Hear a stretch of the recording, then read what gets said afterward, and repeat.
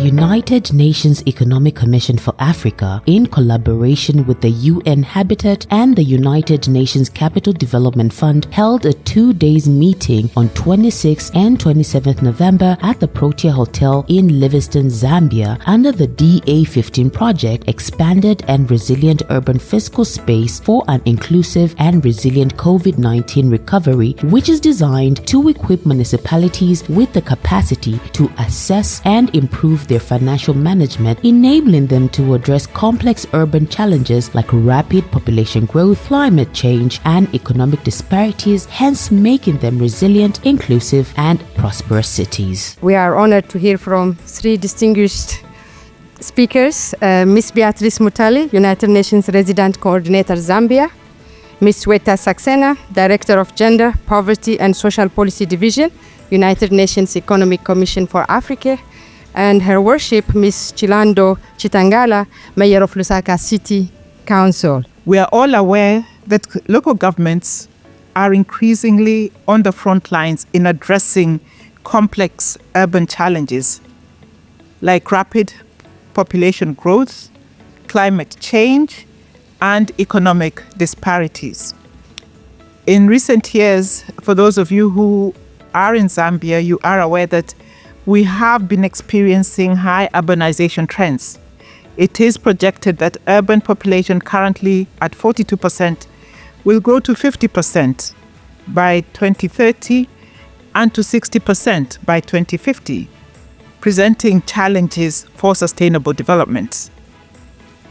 The carrying capacities of cities, in most cases, has been exceeded, with effects from the rural hinterland.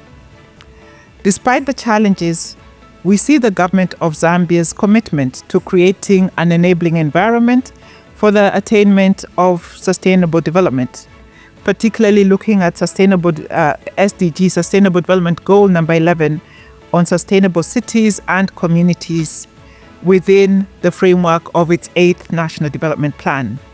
Expanding of municipal finance is vital for fostering resilience, inclusive and sustainable cities. The report is part of the UN Development Account DA15 project entitled Expanded and Resilient Urban Fiscal Space for an Inclusive and Resilient COVID-19 Recovery in Africa. The project is both timely and relevant, especially in Lusaka, like many other cities globally. And I would say while it is relevant for Lusaka, it is relevant for all cities. The DA project, particularly the Financial Assessment Performance Report, contributes to the implementation of the continental and global sustainable development agenda, while reinforcing the Addis Ababa Action Agenda on financing for development. This meeting, therefore, provides a valuable opportunity to share experiences and lessons learned from Lusaka with other cities represented here today. Together, we can address the challenges while also identifying opportunities to harness, improve, and scale up successful practices.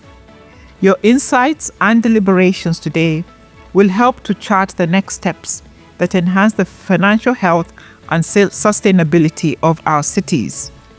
The United Nations system in Zambia remains committed to working with the government of Zambia in this important work. The report that we are here to validate is a collective effort that exemplifies the power of collaboration.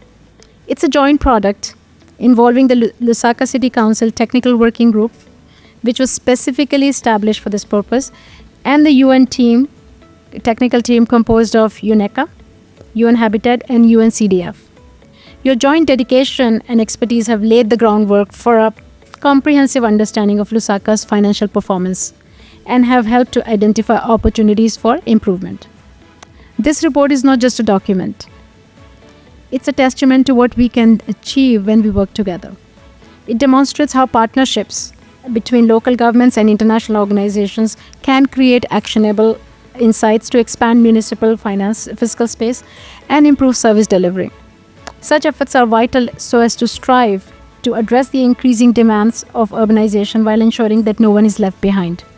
I am delighted to stand here before you all at this very important meeting where we gather to give input and give validation submissions and reflect as a collective on the Lusaka City Council Financial Assessment Report, with some of the key underpinning factors being premised on the need to look at the bottlenecks and opportunities in our quest to harness the local authorities' fiscal space. This project's core objective of equipping local authorities like Lusaka City Council with the capacity to access and improve financial management is very, very important, as it will not only help us in addressing the challenges of today, but those of the near future, such as the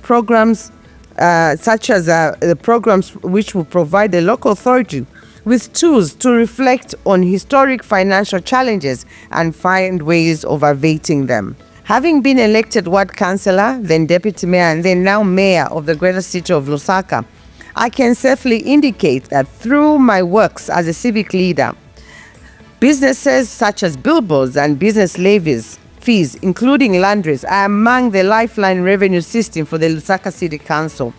However, lack of proper and robust data capturing tools for these businesses and the emergency of unplanned settlement, most of our clients are sadly not honoring obligations. And as such as a result, we are losing millions of kwacha in this untapped revenue data. I'm hoping that at the end of it, Lusaka City Council will be able to have a proper revenue system in place. Being a capital city, a government city, and a business city of Zambia, I think as a local authority, we need to have a proper revenue system in place because we can make money. As the global population continues to rise in leaps and bounds, so does the rate of urbanization. As a result, strain on life's critical resources in cities across the globe is at its peak, and therefore strategic financial planning in urban growth becomes a necessity and not an option. Rapid global urbanization contributes immensely to climate change due to effects of urban development and, for instance, overcrowding, resource depletion leading to economic pressure, infrastructure strain, a phenomenon that impacts the lives of citizens and climate and the environment as well. By maximizing capacity, urban areas could act as a catalyst to spur economic growth, provide opportunities for human development and climate change adaptation, mitigation, and resilience. This calls for synergy and deliberate transition from the status quo, embracing smart innovations and strategic planning and interventions towards a systematic and transformative broad-based approach, devoid of biasness, to transform urban areas into centers of global climate action.